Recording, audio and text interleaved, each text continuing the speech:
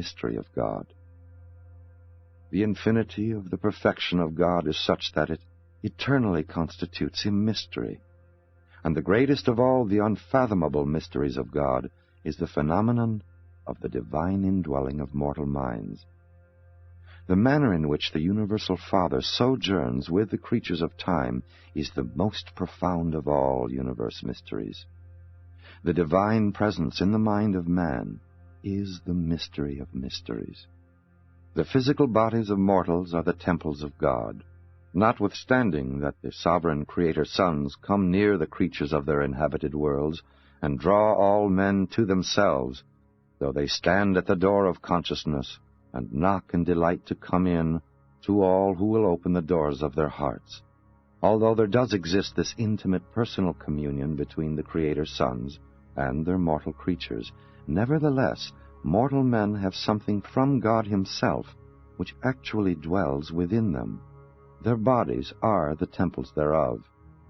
When you are through down here, when your course has been run in temporary form on earth, when your trial trip in the flesh is finished, when the dust that composes the mortal tabernacle returns to the earth whence it came, then it is revealed, the indwelling spirit shall return to God who gave it.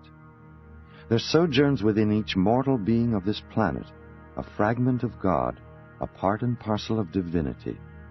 It is not yet yours by right of possession, but it is designedly intended to be one with you if you survive the mortal existence. We are constantly confronted with this mystery of God. We are nonplussed by the increasing unfolding of the endless panorama of the truth of His infinite goodness, endless mercy, matchless wisdom, and superb character. The divine mystery consists in the inherent difference which exists between the finite and the infinite, the temporal and the eternal, the time-space creature and the universal Creator, the material and the spiritual, the imperfection of man and the perfection of paradise deity. The God of universal love unfailingly manifests Himself to every one of His creatures up to the fullness of that creature's capacity to spiritually grasp the qualities of divine truth, beauty, and goodness. To every spirit being and to every mortal creature in every sphere and on every world of the universe of universes, the universal Father reveals all of His gracious and divine self that can be discerned or comprehended by such spirit beings and by such mortal creatures. God is no respecter of persons, either spiritual or material. The divine presence which any child of the universe enjoys at any given moment is limited only by the capacity of such a creature to receive and to discern the spirit actualities of the supramaterial world. As a reality in human spiritual experience, God is not a mystery.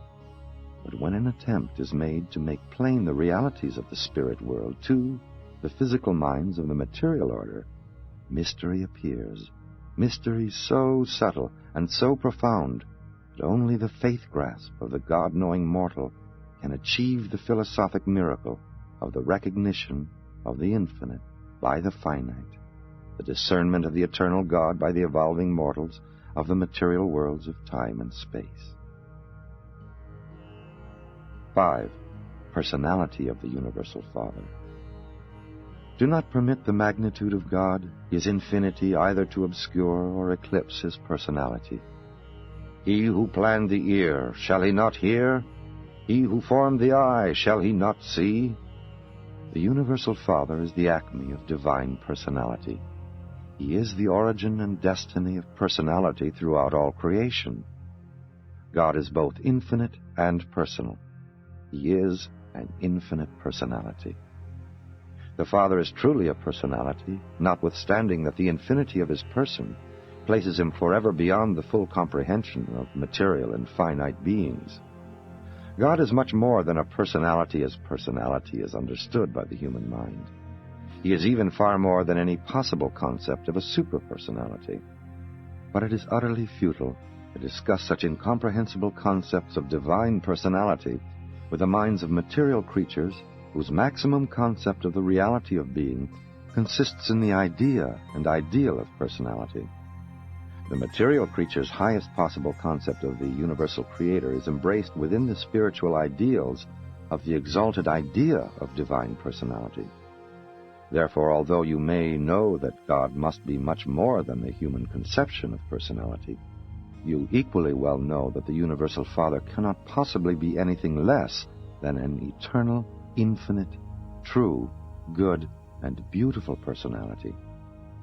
God is not hiding from any of his creatures.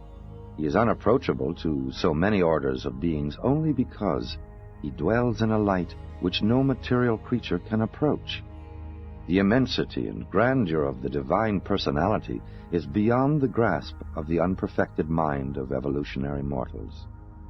He measures the waters in the hollow of his hand, measures a universe with the span of his hand. It is he who sits on the circle of the earth, who stretches out the heavens as a curtain and spreads them out as a universe to dwell in.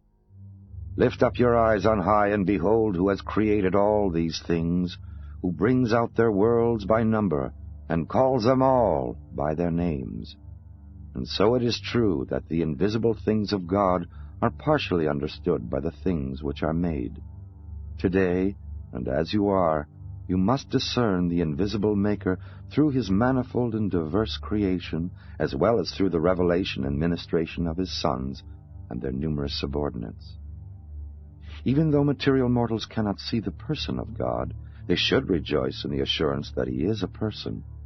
By faith, accept the truth which portrays that the Universal Father so loved the world as to provide for the eternal spiritual progression of its lowly inhabitants, that he delights in his children. God is lacking in none of those superhuman and divine attributes which constitute a perfect, eternal, loving, and infinite Creator personality.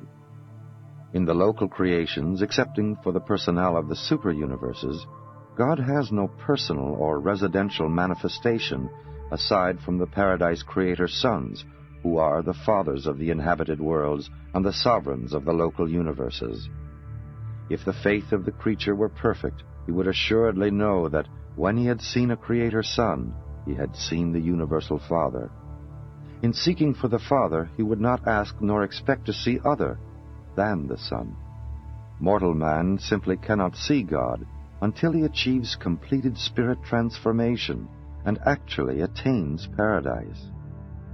The natures of the Paradise Creator sons do not encompass all the unqualified potentials of the universal absoluteness of the infinite nature of the first great source and center, but the Universal Father is in every way divinely present in the Creator sons. The Father and his sons are one. These Paradise sons of the order of Michael are perfect personalities, even the pattern for all local universe personality, from that of the bright and morning star down to the lowest human creature of progressing animal evolution. Without God, and except for his great and central person, there would be no personality throughout all the vast universe of universes. God is personality. Notwithstanding that God is an eternal power, a majestic presence, a transcendent ideal, and a glorious spirit, though he is all these and infinitely more, nonetheless, he is truly and everlastingly a perfect Creator personality, a person who can know and be known, who can love and be loved, and one who can befriend us. While you can be known as other humans have been known, as the friend of God, he is a real spirit and a spiritual reality. As we see the Universal Father revealed throughout his universe, as we discern him indwelling his myriads of creatures, as we behold him in the persons of his sovereign sons, as we continue to sense his divine presence here and there, near and afar, let us not doubt nor question his personality primacy. Notwithstanding all these far-flung distributions, he remains a true person and everlastingly maintains personal connection with the countless hosts of his creatures scattered throughout the universe of universes. The idea of the personality of the Universal Father is an enlarged and truer concept of God which has come to mankind chiefly through revelation. Reason, wisdom, and religious experience all infer and imply the personality of God, but they do not altogether validate it. Even the indwelling thought adjuster is pre-personal. The truth and maturity of any religion is directly proportional to its concept of the infinite personality of God and to its grasp of the absolute unity of deity. The idea of a personal deity becomes, then, the measure of religious maturity after religion has first formulated the concept of the unity of God. Primitive religion had many personal gods, and they were fashioned in the image of man. Revelation affirms the validity of the personality concept of God, which is merely possible in the scientific postulate of a first cause, and is only provisionally suggested in the philosophic idea of universal unity. Only by personality approach can any person begin to comprehend the unity of God. To deny the personality of the first source and center leaves one only the choice of two philosophic dilemmas, materialism or pantheism. In the contemplation of deity, the concept of personality must be divested of the idea of corporeality. A material body is not indispensable to personality in either man or God. The corporeality error is shown in both extremes of human philosophy. In materialism, since man loses his body at death, he ceases to exist as a personality. In pantheism, since God has no body, he is not therefore a person. The superhuman type of progressing personality functions in a union of mind and spirit. Personality is not simply an attribute of God. It rather stands for the totality of the coordinated infinite nature and the unified divine will, which is exhibited in eternity, and universality of perfect expression. Personality, in the supreme sense, is the revelation of God to the universe of universes. God, being eternal, universal, absolute, and infinite, does not grow in knowledge nor increase in wisdom. God does not acquire experience as finite man might conjecture or comprehend, but he does, within the realms of his own eternal personality, enjoy those continuous expansions of self-realization which are in certain ways comparable to and analogous with the acquirement of new experience by the finite creatures of the evolutionary worlds. The absolute perfection of the infinite God would cause him to suffer the awful limitations of unqualified finality of perfectness, were it not a fact that the Universal Father directly participates in the personality struggle of every imperfect soul in the wide universe, who seeks by divine aid to ascend to the spiritually perfect worlds on high. This progressive experience of every spirit being and every mortal creature throughout the universe of universes is a part of the Father's ever-expanding deity consciousness of the never-ending divine circle of ceaseless self-realization. It is literally true, in all your afflictions he is afflicted. In all your triumphs he triumphs in and with you. His pre-personal divine spirit is a real part of you. The Isle of Paradise responds to all the physical metamorphoses of the universe of universes. The eternal Son includes all the spirit impulses of all creation. The conjoint actor encompasses all the mind expression of the expanding cosmos. The Universal Father realizes in the fullness of the divine consciousness all the individual experience of the progressive struggles of the expanding minds and the ascending spirits of every entity, being, and personality of the whole evolutionary creation of time and space. And all this is literally true, for in him we all live and move and have our being.